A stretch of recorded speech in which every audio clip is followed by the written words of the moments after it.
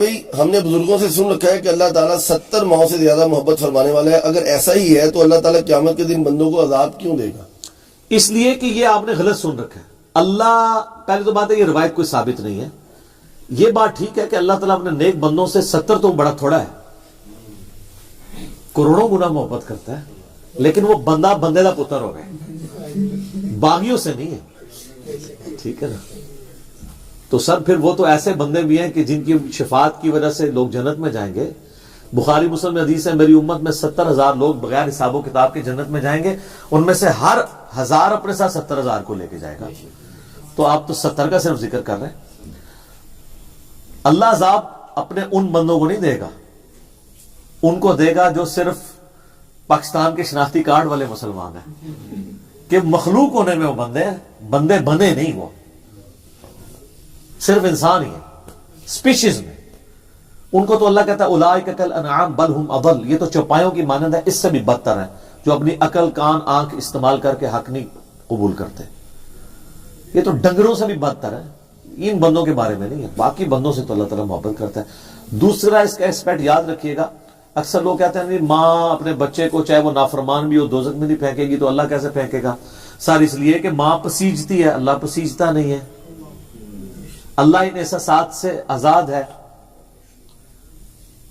اور یہ آپ کو کرسچنز بھی کہتے ہیں نا ہمارا گاڈ آل لونگ ہے، مسلمانوں کا گاڈ جو ہے وہ بڑا سخت ہے.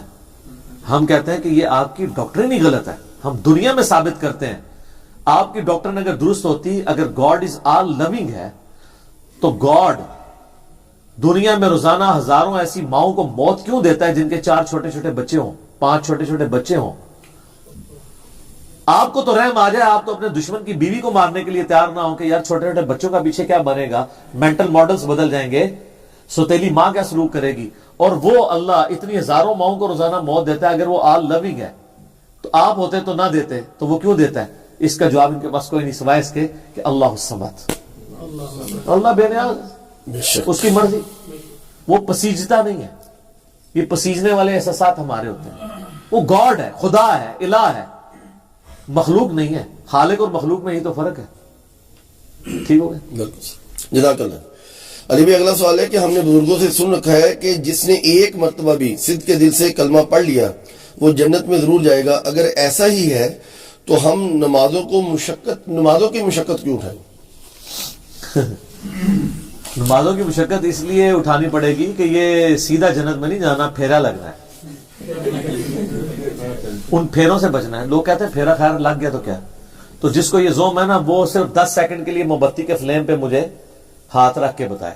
یا اگر میں کہوں کہ فجر کی نماز چھوڑنے پہ آپ کو کوئی زیادہ عذاب نہیں، فجر سے زور تک ایک 10 بائی 10 کے کمرے میں 100 کوبرا سانپ، 100 بچھو، 100 اژدھے ہوں گے، بس فجر سے زور تک وقت گزارنا پڑے گا.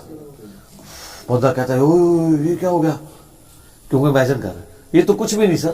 بخاری مسلم کی حدیث ہے آخرت کی آگ دنیا سے 70 گنا زیادہ ہے دنیا کی آگ سے. تو چونکہ آخرت دیکھی نہیں ہے اس لیے دعوے کر دیتے ہیں. جس طرح ہم کہتے ہیں غلامی رسول میں موت بھی قبول ہے، تو وہ کون سی دینی ہے؟ نہ کوئی وقت آیا تھا مار لو نعرہ. جو اپنی جیب میں ہے وہ قبول نہیں ہے. داڑھی، نماز، حجاب نہیں قبول. موت بھی قبول ہے.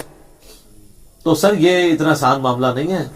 یہ ایک پھیرا بھی اتنا مشکل ہے کہ صحیح مسلم میں حدیث ہے کہ اللہ تعالیٰ دنیا میں جس نے مفلسی کی زندگی گزاری ہوگی نا، فرشتوں کہے گا ایک ذرا پھیرا سے جنت کا لگواؤ. ایک پھیرا لگے گا، اللہ کہے گا دنیا میں کوئی تکلیف دیکھی ہو؟ کہے گا نہیں یا اللہ تیری عزت کی قسم سب کچھ بھول گیا ہوگا. اور وہ جس نے عیاشی کی زندگی گزاری ہوگی، اللہ کہے گا ذرا اس کا ایک پھیرا لگا رہے. بڑا کہنا ایک پھیرا ہی لگے گا. ایک پھیرا صرف ایک ٹیسٹ فلائٹ کے طور پہ، ابھی تو جانا ہے تو نے. اللہ کہے گا اس ٹریلر کے بعد کہ ہاں بھائی کوئی دنیا میں سکھ دیکھا ہو؟ کہے گا تیری عزت کی قسم کوئی سکھ نہیں دیکھا. تو یہ کہنا آسان ہے کہ ایک پھیرا لگے گا.